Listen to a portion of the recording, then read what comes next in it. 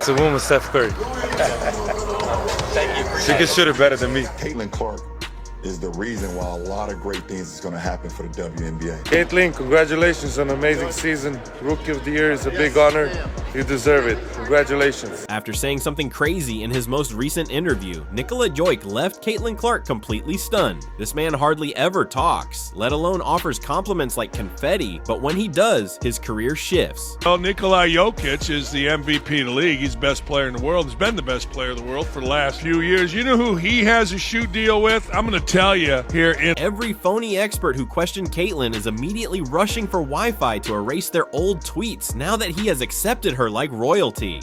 Jokic, he had 23 points, came down to earth after dropping 36, 21, and 14 in game one. He had just 23 points and 9 of 21 shooting, but still had 17 rebounds and 12 assists, 3 steals. The man had another triple-double. He's sensational. Slow as a snail, can't jump onto a curb, big tub of lard, and you can't stop. Now, you could think I'm making this up or exaggerating it to get clicks, but trust me, girl, when Nikola Jokic speaks, everyone listens. He rarely tweets, rarely shares his thoughts, and hardly ever reacts when he wins MVPs. However, when he opened his mouth about Caitlin Clark, the silence turned to static. This is a 2-time MVP, an NBA champion, and a man who steers clear of drama, yet he went out of his way to commend a WNBA rookie, not just any rookie.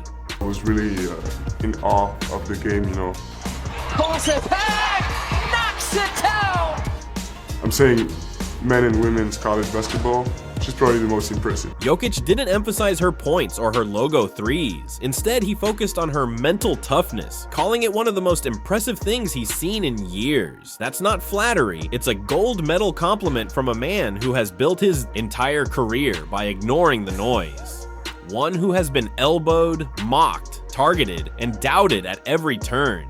I'm excited for her to be here. I think it brings a lot of excitement to the city, and a city with a lot of young talent already as it is, and adding her, she's one of the faces of women's basketball, and for her to be here and under the same roof, I think is really exciting for me, and I think a lot of people in our organization.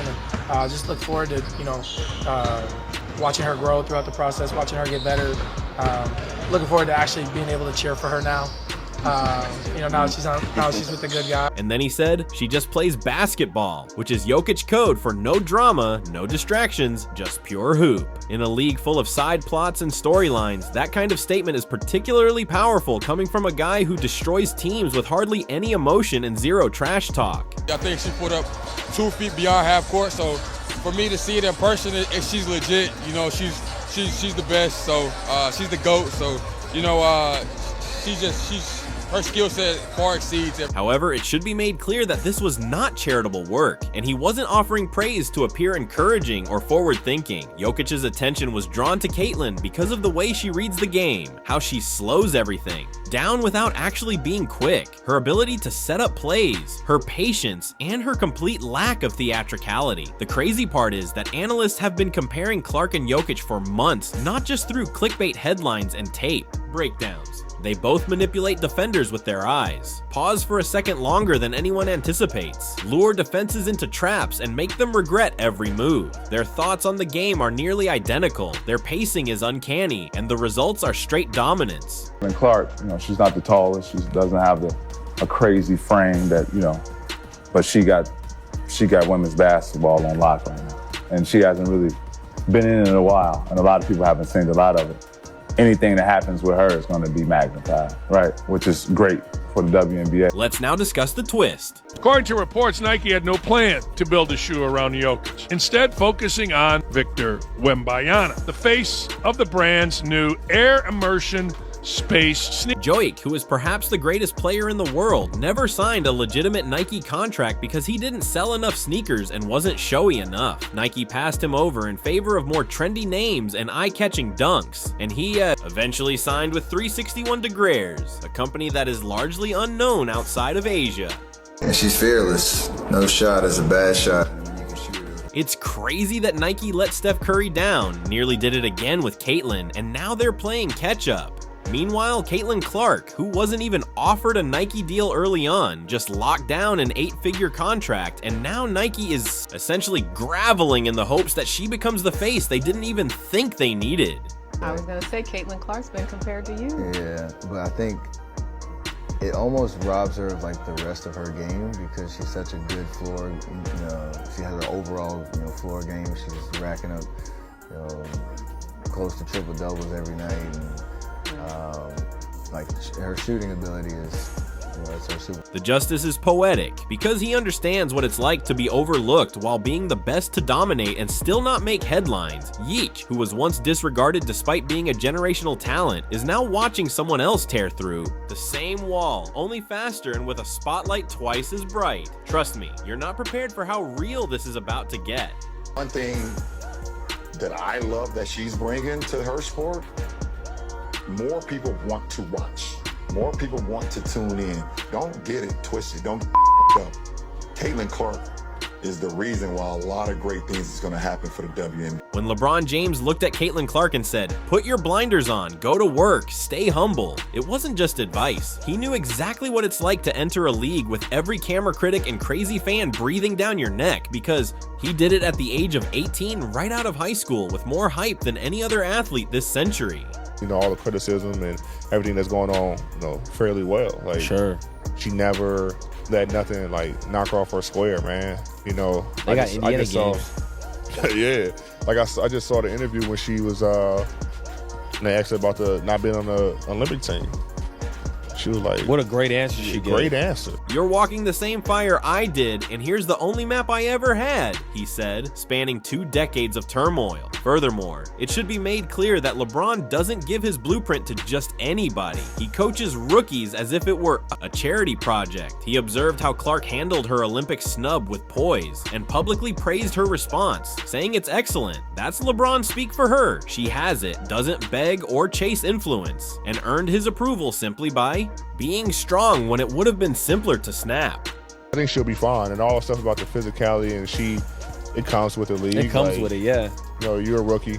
By now. Lucia Donic's distinct style. When it came to Caitlin, the switch flipped. He treats trash talk like a warm-up drill and once laughed in a defender's face mid-cross, but when Clark's name was called, he immediately gave it up because her shooting was too good to clown. He handed her the throne in the one area he usually dominates and did it without even blinking. This man has sarcasm in his DNA. He will drop 70 points on you and then joke about it in 5 different languages. This level of notoriety, out of this world expectation, whatever the case may be. I just think it's all about having, be a horse, man. The Kentucky Derby, put your blinders on, go to work, show up to work, punch your clock in, prepare yourself, work on your game, work on your craft, kind of keep your mouth shut, and just learn from the vets.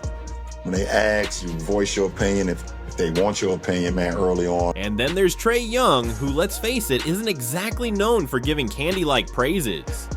It's crazy, 40 and 12, people don't understand, that's not easy. Scoring and then getting everybody involved, what she's doing is unbelievable. She was using her hang dribble just to read if she was gonna be able to blow by her defender or not, and she was just doing step backs and side steps and dribbling in the lane, dribbling back out, and then shooting threes. But it started with her getting to the basket and just getting some layups, getting easy ones, getting some and ones to start the game. You could tell that she had a plan on what she was doing. However, after Clark dropped a 40-piece with 12 dimes, he dissected her play as if he were doing NBA film study. Her use of hang dribbles to read defenders, dragging them into traps, manipulating spacing, and literally running her team's offense. Like a seasoned pro, that kind of analysis reserved for legends was discussed, and he gave it to her as if she already belonged in the club because her moves on the court teach as well as impress. But I'm rooting for Caitlin because I've been in that seat before. I've walked that road before. I hope she kills. I hope Aaliyah Boston does amazing. I hope they do. And now for the real deal. These were real-time assessments from men who know what it takes to dominate a game at the highest level. They weren't just applauding from the sidelines. They were watching the tape, dissecting her skills, and labeling it as elite because Clark isn't just showing up. She's rewriting what showing up even means. None of this was PR nonsense. From the range, the confidence, the flair, she's a performer. It's crazy though, just because her shot is like that, it's at that level. gosh, like her floor game is as impressive. So it's kind of the total package. It's not subtle. You have veterans taking cheap shots mid-game, brushing off questions after games, and throwing out attitude like it's Gatorade. The NBA guys are the ones calling it out, not the league, the referees, or even the press. While NBA royalty is out here throwing roses, the WNBA, let's just say, has a vibe that is less than warm elbows, snarky comments, and enough shade to block out the sun. You know, I'm down. She was like, she's not gonna hit that shot, and bam, like, damn. She's not gonna hit that shot, man. Like, if I say 10 times you're not gonna hit the shot and you hit the shot, that means you. On Angel Reese's own podcast, Shaquille O'Neal openly acknowledged that he had doubts about Clark's ability to deliver. He said that she couldn't deliver and that she would fold. Then, a Hall of Famer who lives to test greatness took the L and called it respect on enemy territory. Then, Patrick Beverley, a man who thrives on confrontation, bluntly stated that the hits Caitlyn is taking aren't normal, not welcome to the league bumps, not tough love taps. He called it what it is, borderline dirty, and coming from a man who has built a career out of pestering elite guards, that says a lot. If Pat Bev believes you're being targeted, the threat level is officially red. But what's even more bizarre? No social media attacks, no cries, no sorrowful press releases, just business. Just silent devastation have been made by Clark. She lets her words go wild as she defends herself as if nothing had happened, and that quiet speaks louder than any tirade could. Well, this last year, the Fever as a whole, to see Kelsey get some playoff experience, and just the whole group, Aaliyah, the whole group. So just really cool to follow the team, and it's unfortunate that they lost, but they're a young group. They'll be back for success, and now locked in. Because the flip is here, the more silent she remains, the louder her defenders become. Legends, stars, scorers, passers, MVPs, and everyone else jumps in because they see something genuine. They've seen someone else go through the same struggles. With even less support, they're not cheering because it's trendy, they're standing up because they know talent when they see it. And Clark isn't just carrying the WNBA spotlight, she's dominating.